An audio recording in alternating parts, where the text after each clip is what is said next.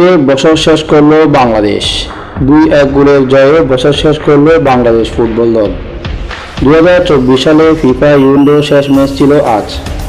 Bashundhara Kings অ্যারেনায় Bangladesh 2-1 গোলে হারিয়েছে সফরকারী মালদ্বীপকে। সিরিজের এক ম্যাচে জিতেছিল মালদ্বীপ, ফলে 2 ম্যাচ সিরিজে সমতা এলো। 90 মিনিট পর্যন্ত 1-1 সমতা ছিল। রেফারি 6 মিনিট ইনজুরির সময় দেন। ইনজুরির সময়ে মিনিটে বদলি ফুটবলার পাপন সিং জয়সূচক গোল করেন। ডান প্রান্ত থেকে বাড়ানো বলে বক্সের মধ্যে বল পাঠান পাপন। ঠান্ডা মাথায় পাপন শট নিয়ে মালদ্বীপকে পরাস্ত করে স্টেডিয়ামের গ্যালারিতে আলোড়ন তৈরি করেন।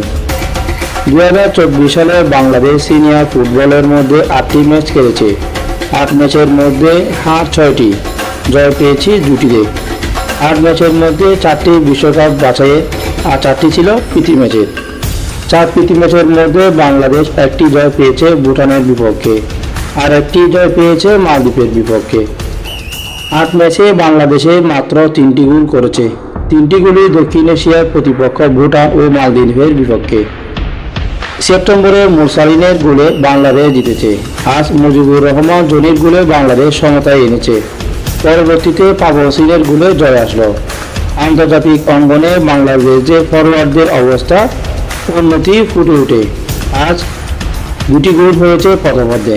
দ্বিতীয়ার্ধে 2 গোলে গোলের জন্য মরিয়া ছিল। মালদ্বীপের ছিল বেশি সুযোগ পেয়েছিল বাংলাদেশ।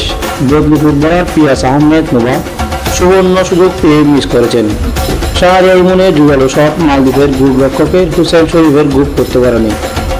তার হাত স্কলে যায় পিয়াস আহমেদ নোভার কাছে। একা গোলরক্ষক পেয়েও তিনি গোল পোস্টে গোল করতে পারেননি। নোভার এই মিসেরও বাংলাদেশ বেশ কয়েকটি সুযোগ পেয়েছিল। বাকি মুরসালিন কিছু ক্ষেত্রে ফিনিশিং করতে পারেনি, আবার কিছু ক্ষেত্রে মালদ্বীপের ডিফেন্সটা খুব ভালো করেছে। প্রথমার্ধের মতো দ্বিতীয় ম্যাচও পিছিয়ে পড়েছিল বাংলাদেশ। প্রথম ম্যাচে সেটি খিস্তে খতম করলো, ম্যাচে আমফুল খতম করেছে স্বাগতিক দল। 23 মিনিটে বাংলাদেশ সিনিয়র ডিফেন্ডার তরুণ ফরওয়ার্ড পাস করতে গোল করেন, যার বাঘেও মালদ্বীপের ডিফেন্ডার ইব্রাহিম হোসেন গোল পান।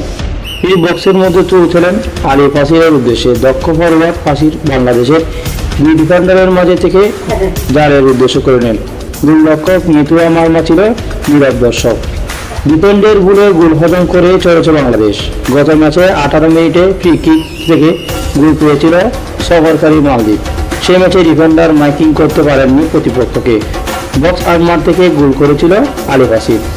প্রথম ম্যাচে একাদশে প্রথমবারের মতো সুযোগ পেয়েছিল কানাডা প্রবাসী সাজেম শাহ। অন্যদিকে তুলনা ভালো খেলেছিলেন। তার পরিবর্তে এই ম্যাচে সুযোগ পেয়েছিল মুজিবুর রহমান জনি।